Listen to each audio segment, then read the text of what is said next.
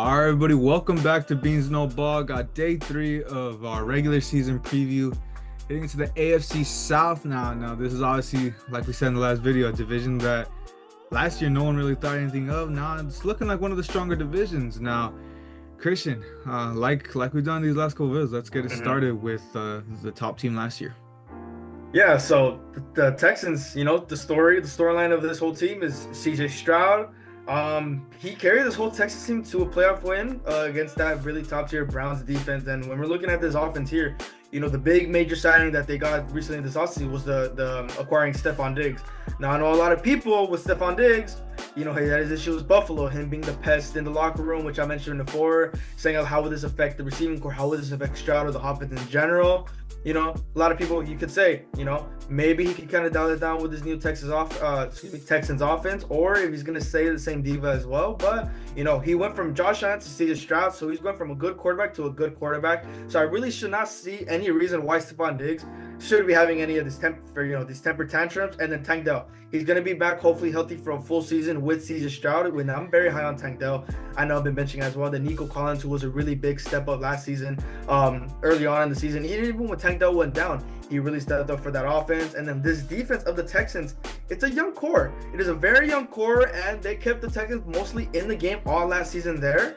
So this defense, I would say I'm too high on them necessarily, but there's a lot of good young defense that you definitely can be high on. I mean, a definite upgrade when you look at Danielle Hunter for Jonathan Grenard, which I love Jonathan Grenard, but coming in to get a guy like Danielle Hunter, I mean, a premier edge rusher in this league, I'm very excited to see how he meshes into coming off the edge for this team. Now, on defense, as for now, I mean, Steven Nelson is still a free agent. It looks like he's not going to return, so that could be a pretty big loss.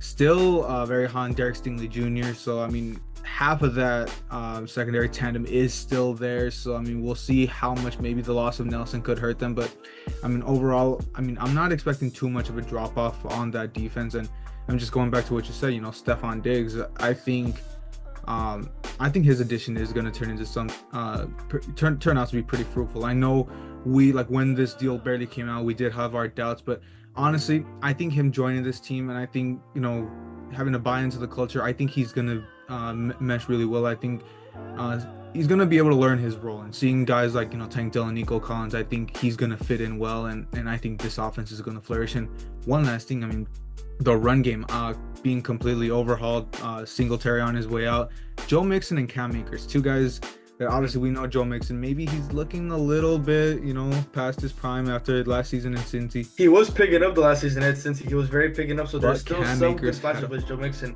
Cam Akers had a phenomenal preseason. I'm not, it is preseason, so we can't put too much of that there. But, I mean, he has been looking very nice, so I do have a lot of high hopes for the former Ram. And that takes us into the second place team last season, the Colts. Now, another team that I'm honestly very high on. I mean, if anyone remembers last year, I had Anthony Richardson getting the Rookie of the Year. I've obviously very high on him since last season, and trying to get a full season of Ant Rich, I think he's really going to flourish. There's a lot of people that think whether it just be the injury prone or we just don't know enough about him just yet. It's hard to really gauge him, and some people aren't sure if he's actually going to be the guy for the Colts, but I'm really excited to see what he can do coming into this season. The Colts didn't really make that many moves on the free agency. I mean, they picked up Joe Flacco, replacing Gardner Minshew. So I mean, don't make that face. It's all right. I mean, it's all right. 2023 Joe Flacco was pretty nice for the Browns. He got into the playoffs. So on the off chance that Ant Rich comes down with another injury, I'm not too worried if Joe Flacco has to come in. But also losing Zach Moss, going to Cincy, I mean, he was, a big part of the run game when Jonathan Taylor was out. But obviously, expecting Jonathan Taylor to have a huge role. I'm hearing a lot of great things out of training camp out of him. So I would expect the run game to come right back in. Obviously, Michael Pittman, expecting his growth to just continue to skyrocket. Obviously, coming off a big contract. Let's hope he doesn't get that. The curse of a big contract and that begins to fall off. I definitely wouldn't expect that out of him, but I'm really thinking that that overall, that offense is going to really start to flourish, especially with Adonai Mitchell, someone you're really high on. Exactly. Adonai Mitchell's another guy that I'm surprised you didn't mention him at all, but Adonai Mitchell's another guy I'm really high on Adonai coming into this even this young receiving core. I mean, look, Michael Pittman, who's absolutely been dominating. I wouldn't say dominating just yet, but at that state of the receivers for the Colts, he's been picking it up for the Colts every single year. He's been advancing all this time, especially he hasn't even had, I guess you could say, a real quarterback yet. Anthony Richardson, he's gonna make this move, and I'm very high on Adam Rich to have a very phenomenal season there. And then with Adonai, him at the third spot, since Josh Downs, he's coming into his second year. I mean, you could argue that he's gonna end up taking that second spot. He could take the 2 from Josh Downs. Nothing against Josh Downs. He had a pretty okay rookie season last year, but with the way Adonai is and him coming out of Texas, and we see his game, could possibly take the number 2 spot early in the season for this Colts team. But Anthony Richardson, if it's going to come down to one player, it's going to be at Rich. And like I've said before, I'm very high on him. I really hope this injury does not take a toll on him, but it's going to be at Rich. And at the defensive side, it's another underrated defense you could say for this Colts team. If it's going to be something that's going to keep up in the game for Aaron Rich to let stress off, it's going to be the defense. Now moving into the third spot, the Jacksonville Jaguars. Now, obviously, we've had our things with this Jacksonville Jaguars team, starting being midseason 8-2 and just having a complete fall off with only winning one of their last. Yeah. Was it 8-2 or 8-3 when they first announced? They were 8-3 when the collapse started. Okay, so let's say 8-3 when the collapse started here. A lot of things went down here. T-Law's game just decided to go down. This offense wasn't rolling. Questionable stuff from Doug Peterson and this defense as well. I mean, I expected this defense to kind of be somewhat, helping at least somewhat how it was earlier in the season, but it collapsed. This whole team just collapsed as well. Couldn't really pinpoint. A lot of blame obviously is going to go to the coach there. But when we're looking at T-Law specifically, got that huge contract extension during free agency, and he's got a lot of pressure on himself now. But he's obviously got some more help. Obviously, they got Christian Kirk at the first spot there, and then rookie Brian Thomas Jr. I have hope for Brian Thomas Jr. It's another guy I've really been looking into since we started looking at the draft prospects here. Sure? Is Kirk at the one?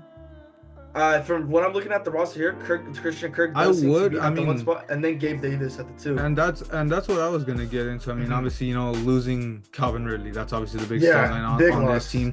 I mean, being replaced by Gabe Davis, I would kind of expect him to usher himself more as the first option going as the season moves along.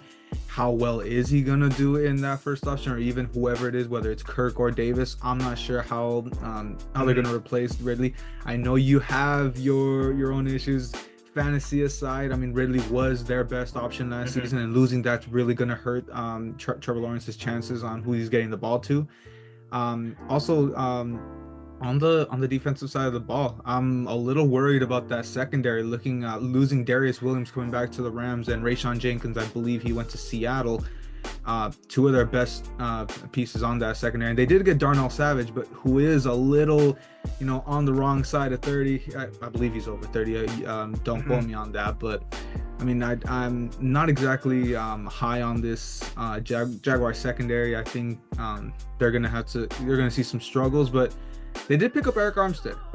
He is probably also maybe on that decline, so something to see there. But obviously, he was a big anchor on that Niners defense. So if anyone's gonna, be an authority, I think he would be someone to bring some authority to that Jaguars defense. But I think to me, it's just you already kind of said it. The big thing is Trevor gonna live up to that contract? And I mean, you're pretty high on Brian Thomas. I'm still waiting to see more, but if Thomas can live up to the billion that you're expecting him to, maybe we could see some success in Jacksonville.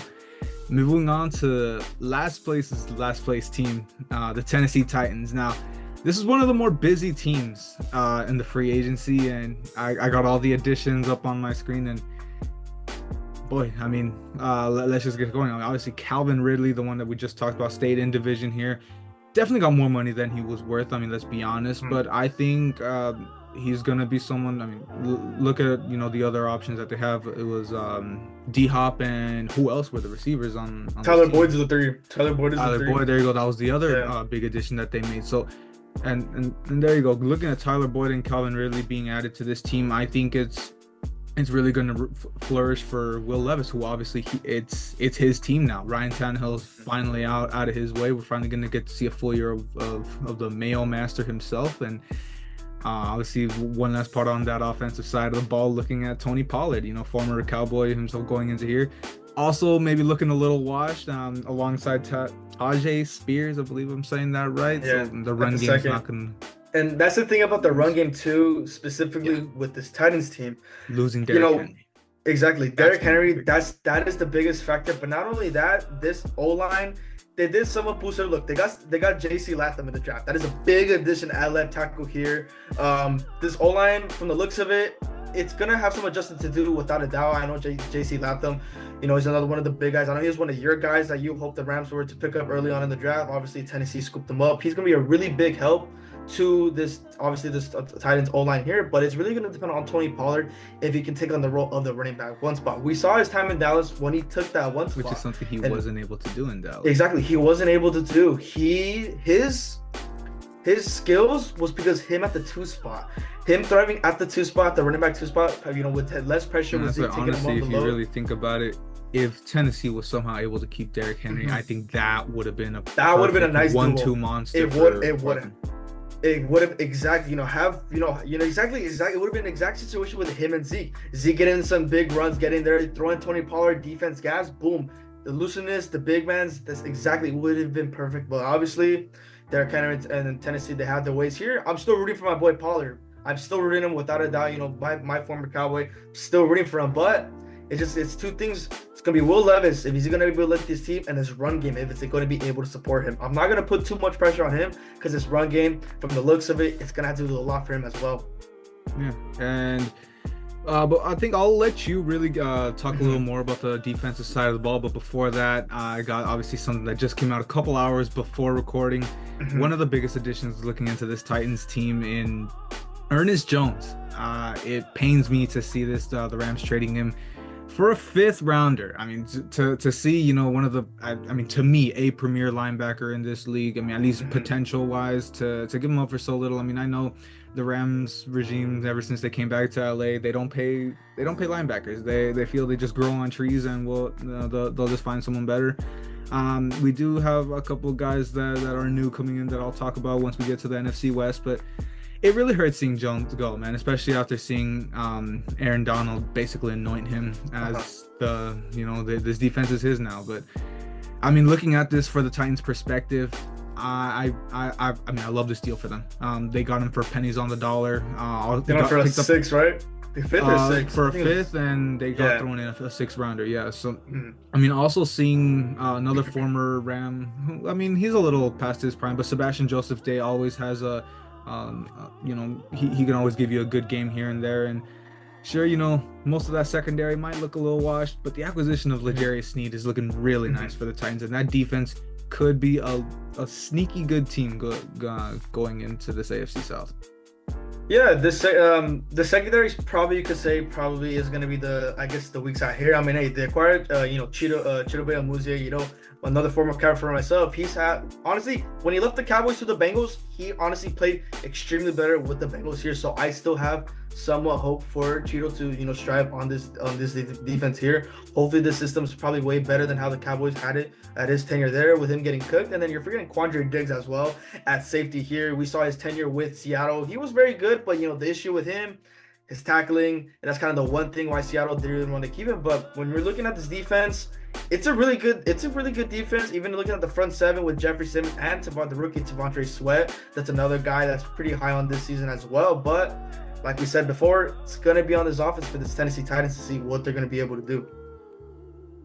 Yeah, I mean, I'm honestly, I want to be high on the Titans if I'm being honest, but it's rough in this division. It's going to be a really strong division. This division's getting extremely impactful. It's going to be hit or miss for most of these teams, but look, times are changing, and the AFC South is going to be one of the tougher divisions to the time come. Yeah, and obviously that wraps up really going over all the teams now. I did start it off last week. the last episode. Video. So Christian, I think I'll let you. Let's see who you got coming out of the South. Yeah, so the South, honestly, once again, I think personally, look, you can make the argument it could be between 3 teams. Personally, I think this was between 2. I got the Indianapolis Colts taking the division at 11-6 here. I think this is going to be a nice, pretty good season for Aaron Rich to prove the doubters wrong from last season. Nobody believed them in last season. We saw the injury really, really did kill him, but I got a lot of high hope for Indianapolis. I got a really good stuff for Aaron Rich, Pittman, and hopefully Adonai Mitchell, my boy, my Texas boy. But once again, looking at the defense of the Colts, underrated defense. That's going to be another main factor that's going to keep them in the game. And obviously, my second place team, I'm going to go with the Houston Texans. This one could be, I could be being another hot take, but I'm going to have them going 11-6 as well. I'm going to have two teams in the AFC South. Exactly. I'm going to have them with tiebreaker. I'm not going to specify. Well, obviously, the Titans got the better division record. Yeah, they got the better division record there. But I'm going to go with the Houston Texans. Once again, 11-6 there. This is another team I really got high hopes for. CJ Stroud. I really expect them to have another great second year. Hopefully a better one there. He's got all their starters, healthy starters, and this young defense as well. So really high hopes once again for this Houston Texans team. Now looking at this next two, right? Once again, had it down a bit, but just by a little bit. I'm gonna have the Tennessee Titans once again. I'm gonna have them go at the third spot this season. I'm gonna have them go 9-8. So I'm gonna just have them once again, just go a little bit above 100. Thing with Will Levis once again, it's another situation with the quarterback. It's going to take more time coming into this team to kind of get adjusted here. I do expect Will Levis to thrive in the next coming seasons there, but excuse me, bunch of my words there. I don't expect them to come through early on. I do expect towards the end of the season for him to kind of get more adjusted there, but 9-8 is what I'm going to go for this Titans team. And the Jaguars, all four Jaguars, I'm going to have them go 8-9. I'm going to go 8-9. I think this is going to be one for T-Law where it's finally going to show this contract was not going to be the one for him, and it's going to prove a lot, and it's going to be a lot of people fired. It's going to be a lot of justice for this Jaguars team. So this is a pretty hot take for me for this AFC South. Yeah, I mean, honestly, I'm not gonna lie, apart from maybe one thing, this is pretty similar for us. So for me, I mean, for the first spot, I gotta go with the Texans. I can't see CJ having a sophomore slump. I think, as I said, I think the acquisition of Stephon Diggs is gonna be instrumental to their success, and I think they're gonna roll. I think they're gonna I'm gonna see them go 12-5. Not yet at that upper echelon, but pretty high on in the AFC rankings. And going into number two, same as you, I got the Colts going 11-6. I think Ant Rich proves that he is the guy in Indy. I think basically we kind of have them on the same level. I think I just rate the Texans just a little higher. But yeah, like I said, I think Ant Rich proves that he is that missing piece that happened last year that had the Colts missing the playoffs. Going in at number three, just like you, I'm gonna have the Titans at 9-8. Like I said, I really like what they did this offseason, but just not enough for this year. I just think Houston and Indy are just way stronger as of right now. But like you said, I do like Will Levis. I like what he can do in this offense. Maybe next year can be a playoff year, but it just won't come this year. And in fourth place, you thought your hot take was rough. I got the Jaguars going 6-11. I really think it's going to be a rough year. The writing's been on the wall. That the collapse from last year, I really believe is going to start to flow over. I think that secondary issue is going to be something that really gets exposed, and expecting a down year for Trevor. And like I've been alluding to before, I think Doug Peterson, that's going to be it for him. We'll see him getting fired probably mid-season with such a poor record like this. Another similar some rankings. Surprise. Yeah, honestly, I think we've been seeing we come to consensus, and I honestly think at least in these three, well, most of these divisions, I guess you kind of have some stuff laid out. But regardless, let's see if one of these divisions we actually have something completely flipped. That I'm pretty sure last year we had something more similar to that. But that is going to do it for this one. We'll close out the AFC tomorrow morning with the Western Division. I'll see you know that.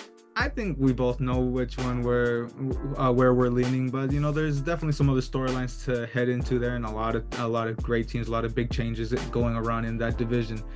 So with that being said, that's going to do it for this one. Thank you guys for watching. Hope you like and subscribe, and we'll see you right back tomorrow for more previews.